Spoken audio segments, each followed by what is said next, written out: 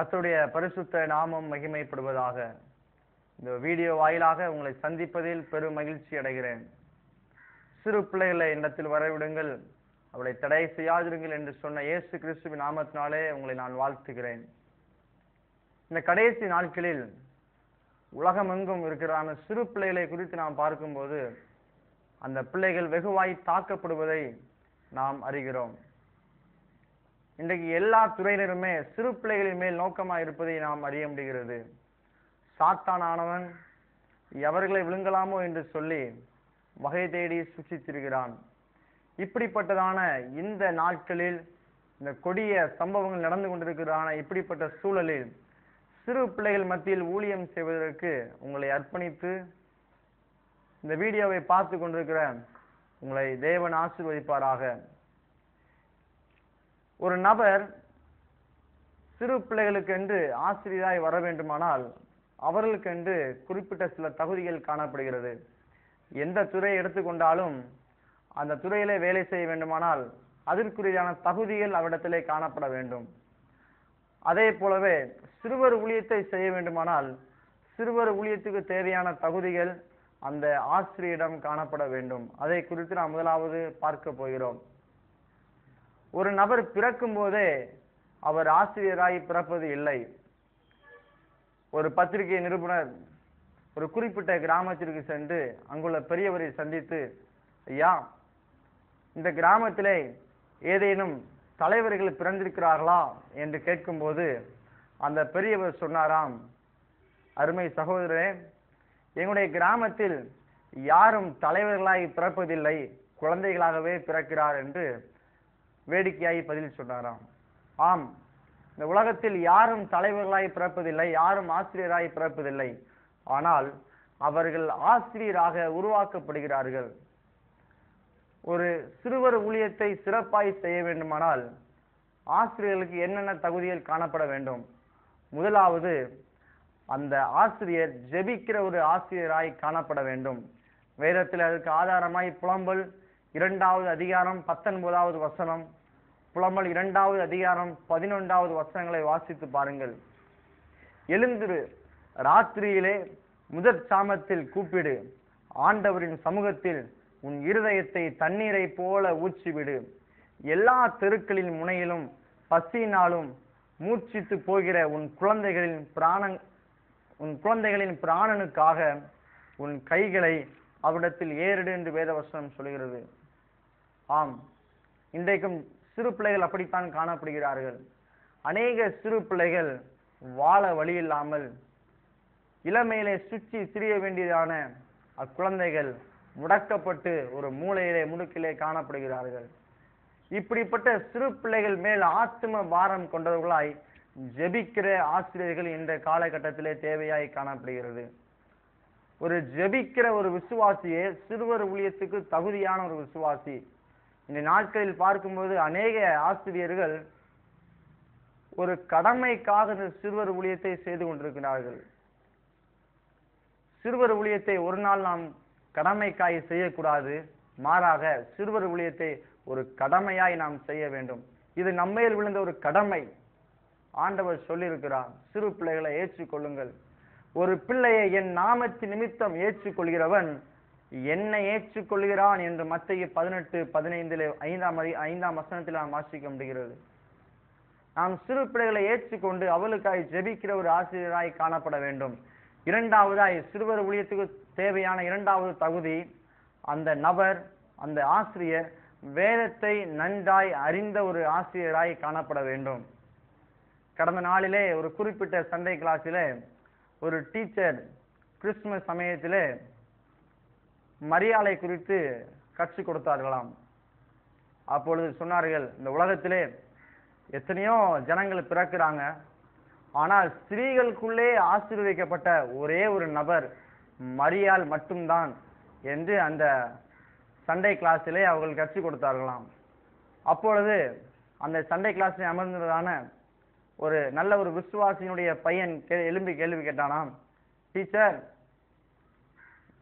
உலகத்திலே ஸ்திரீகளுக்குள் ஆசீர்வதிக்கப்பட்டது மரியாள் மாத்திரம் தானா என்று கேட்டபோது அந்த ஆசிரியர் சொன்னார்களாம், ஆம், இந்த உலகத்திலே ஸ்திரீகளுக்குள்ளே ஆசீர்வதிக்கப்பட்டது மரியாள் மாத்திரமே என்று சொன்னபோது உடனடியாக அந்த பையன் வேதத்தை திறந்தானாம், எடுத்து வாசித்தான். பழைய ஏற்பாட்டிலும் ஸ்திரீகளுக்குள்ளே ஆசீர்வதிக்கப்பட்டவள் யாகேல் என்று அங்கே குறிப்பிட்டிருக்கிறது. ஆம், சிறுவர் ஊழியத்தை செய்ய அந்த ஆசிரியருக்கு வேதத்தை பற்றி நன்றாய் ஒரு அறிவு தேவையாய் காணப்படுகிறது. வேதத்தை பற்றி அறியாமல் நாம் வேதத்தை பற்றி சிறு பிள்ளைகளுக்கு கற்றுக் கொடுக்க முடியாது. முதலாவது நாம் வேதத்தை கற்றுக்கொள்ள வேண்டும். இரண்டாவது நாம் கற்றுக்கொண்ட சத்தியங்களை பிள்ளைகளுக்கு நாம் கற்றுக் கொடுக்க வேண்டும். மூன்றாவதாய் அந்த ஆசிரியருக்கு இருக்க வேண்டிய தகுதி அர்ப்பணிக்கப்பட்ட இருதயம். இன்றைக்கு அநேக ஆசிரியர்களுக்கு இப்படிப்பட்ட இருதயம் காணப்படுவது இல்லை.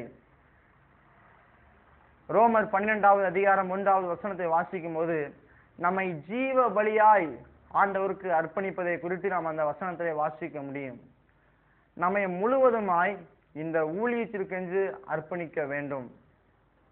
சிறுவர் ஊழியம் என்பது சாதாரண ஒரு ஊழியம் அல்ல, மற்ற ஊழியங்களை போன்றதும் அல்ல.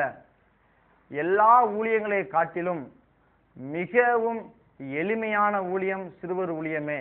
அதே நேரத்தில் எல்லா ஊழியத்தை காட்டிலும் மிகவும் கடினமான ஊழியமும் இந்த சிறுவர் ஊழியமே. இந்த சிறுவர் ஊழியத்திற்கென்று அர்ப்பணிக்கப்பட்ட ஆசிரியர்கள் தேவையாய் காணப்படுகிறார்கள். அர்ப்பணிக்கப்பட்ட இருதயம் அவளுக்கு தகுதியாய் காணப்படுகிறது. ஆம், எந்த ஒரு ஊழியத்தை செய்ய வேண்டுமானாலும் முதலாவது நமக்கு தேவை அர்ப்பணம். அர்ப்பணம் இல்லாமல் ஒரு நாளும் அற்புதம் நடைபெறுவது இல்லை.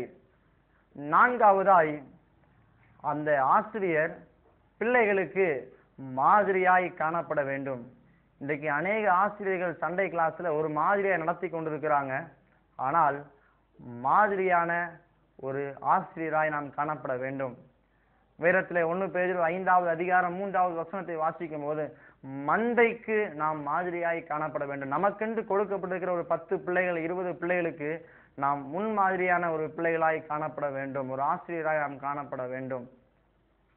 நம்முடைய செயல்கள், நம்முடைய நடத்தைகள், நம்முடைய பேச்சு எல்லாவற்றிலும் ஒரு முன்மாதிரியான ஒரு நடத்தை அவசியமாய் காணப்பட வேண்டும்.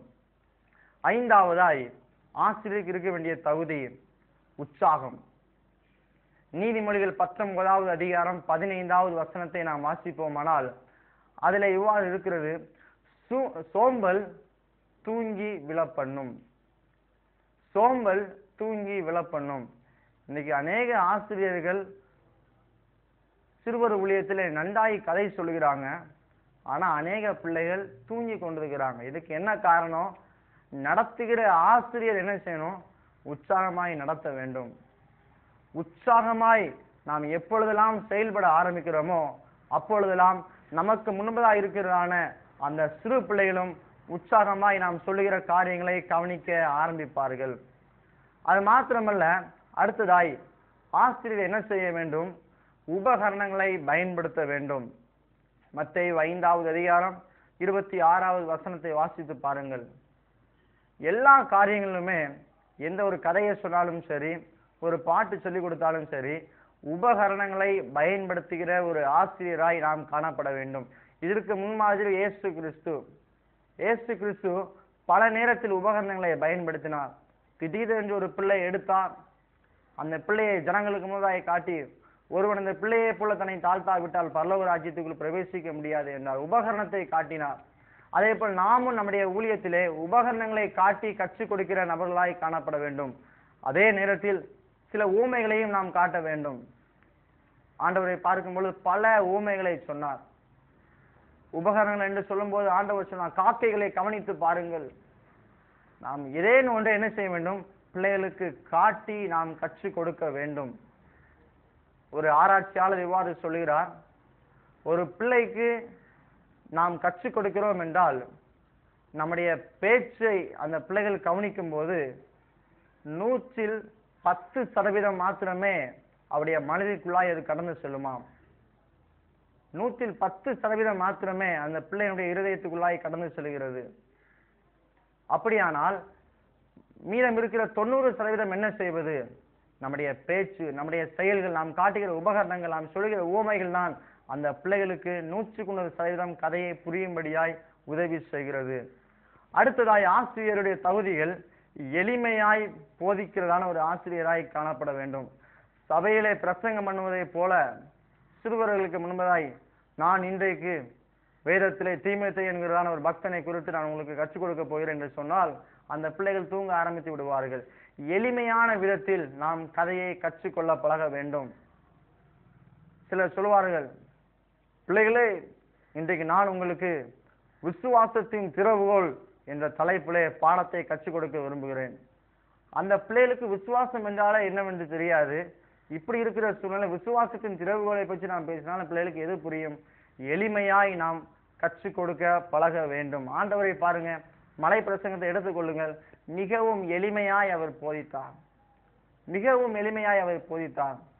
PhD படித்து வந்து டாக்டர்ஸ், பெரிய பெரிய தத்துவ ஞானிகளை பேசுவதை போல் நாம் சிறு பிள்ளைகளுக்கு ஒரு நாளும் பேசக்கூடாது. அந்த பிள்ளைகள் பயன்படுத்துகிற லோக்கல் லாங்குவேஜை பயன்படுத்தி அந்த பிள்ளைகளுக்கு நாம் கதையை சொல்லிக் கொடுக்க வேண்டும். இதுவெல்லாம் ஆசிரியருக்கு இருக்கிறதான தகுதிகள். அது மாத்திரமல்ல, இன்னும் இருக்கிறது. ஒரு ஆசிரியர் பட்சபாதம் பார்க்க கூடாது. வேதத்திலே ரோமர்ல வாசிக்கிறோம், யூதன் என்றும் கிரேக்கன் என்றும் வித்தியாசமே இல்லை, அவர் எல்லாருக்கும் கர்த்தரானவர். அவர் எல்லாருக்கும் கர்த்தரானவர். தேவன் நம்மை பட்சபாதம் பார்ப்பது இல்லை. அதே போல நாமும் நமக்கு வருகிற சிறு பிள்ளையிடத்திலே ஒரு நாளும் பட்சபாதம் பார்க்க கூடாது. உங்களுக்கு நெருங்கிய பிள்ளைகளா இருக்கலாம், உங்க பக்கத்து வீட்டு பிள்ளைகளா இருக்கலாம். அந்த பிள்ளைகளை ஒரு மாதிரி நடத்துவதும் மற்ற பிள்ளைகளை ஒரு நடத்துவதுமாய் நம்முடைய வாழ்க்கை காணப்படக்கூடாது. எல்லா பிள்ளைகளையும் ஒன்று போல பார்த்து அந்த பிள்ளைகளுக்கு கற்றுக் கொடுக்க நாம் பழகி கொள்ள வேண்டும். அது மாத்திரமல்ல, 1 யோவான் 4வது அதிகாரம் 24வது வசனத்திலே வாசிக்கிறபடி ஒரு ஆசிரியருக்கு அன்பு நிறைந்த இருதயம் தேவை. ஒரு ஆசிரியர் சிறு பிள்ளைகளை நேசிக்கிற, சிறு பிள்ளைகள் மேல் அன்பு செலுத்துகிற ஒரு நபராய் காணப்பட வேண்டும். அன்பு அவசியம். சிறுவர் ஊழியத்துக்கு மிகவும் தேவையான ஒரு காரியம் அன்பு, பொறுமை, ஆவியின் கனிகள் ஒவ்வொன்று அவர்களுக்கு காணப்பட வேண்டும். பொறுமை அவர்களுக்கு அவசியம். அந்த பொறுமைக்காய் நாம் அதிகமாக ஜெபிக்க வேண்டும். சிறு பிள்ளைகள் சேட்டை பண்ணுவாங்க, அதனால அந்த பிள்ளைகளை உடனே அடிச்சிட முடியாது. அப்ப என்ன செய்யணும்? பொறுமையா இருக்க வேண்டும். ஆண்டவரிடத்துல ஒவ்வொரு நாளும் கேளுங்க, ஆண்டவரே எனக்கு பொறுமையை தாரும், எனக்கு பொறுமையை தாரும் என்று நாம் கேட்க வேண்டும். ஒரு நபர் இப்படித்தான் ஆண்டவரிடத்துல போய் ஜெபித்தார்கள், ஆண்டவரே நான் அடிக்கடி பொறுமை இல்லாமல் பேசி விடுகிறேன், எனக்கு பொறுமையை தாரும் என்று சொல்லி ஜெபித்தாங்களாம். அடுத்த நாள் வந்தாங்க, ஆண்டவரே எனக்கு பொறுமையை தாரும். 3ஆம் நாள் வந்தாங்க, ஆண்டவரே எனக்கு இன்றைக்கு பொறுமையை தாரும் என்று கேட்டாங்க. 4ஆம் நாள் ஜெபித்தார்கள், ஆண்டவரே இன்றைக்கு நீ எனக்கு பொறுமையை தருவீரா தரமாட்டீரா என்று சொல்லி பொறுமை இல்லாமலே ஜெபித்தார்களாம். இதே போல் நம்முடைய வாழ்க்கையை காணப்படாதபடி பொறுமையுள்ள இருதயத்தோடு கூட ஆண்டவருடைய சன்னிதானத்துல காத்திருந்து அந்த பொறுமை என்கிறதான ஆவியின் கனியை நாம் பெற்று ஆண்டவருடைய ஊழியத்தை சிறப்பாய் செய்ய வேண்டும்.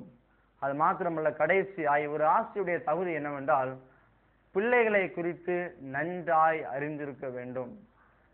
ஒரு மேய்ப்பனுக்கு தன்னுடைய ஆடுகளை பற்றி தெரிந்திருக்க வேண்டும். உங்களுடைய சண்டே கிளாஸ்லயோ உங்களுடைய VBSலயோ உங்களுக்கென்று கொடுக்கப்படுகிறதான பிள்ளைகளை குறித்து மிகவும் அக்கறை உள்ளவர்களாய் காணப்பட வேண்டும். அந்த பிள்ளையுடைய குடும்ப பின்னணியம் எப்படி, அவருடைய மனநிலை எப்படியா இருக்கிறது, அவருடைய சிந்தனை எப்படி காணப்படுகிறது என்று சொல்லி அந்த பிள்ளைகளை குறித்து அறிய வேண்டும். ஒரு பிள்ளையை குறித்து முழுமையாய் அறியாத பட்சத்தில் நாம் அந்த பிள்ளைகளுக்கு தேவையான சத்தியத்தை சொல்லிக் கொடுக்க தவறி விடுவோம். தொடர்ந்து இந்த சீடியிலே சிறு பிள்ளைகளுடைய ஊழியத்தை செய்வதற்கு தேவையான பல காரியங்களை தொடர்ந்து கற்றுக்கொள்வோம். தேவன் உங்களை ஆசீர்வதிப்பாராக.